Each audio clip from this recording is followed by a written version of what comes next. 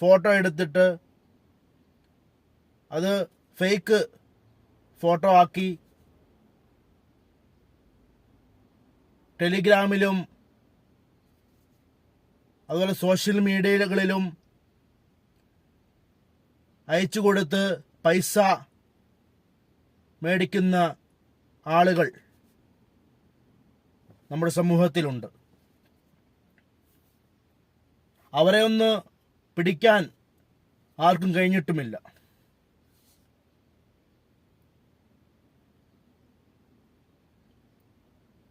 പിന്നെ എങ്ങനെയാണ്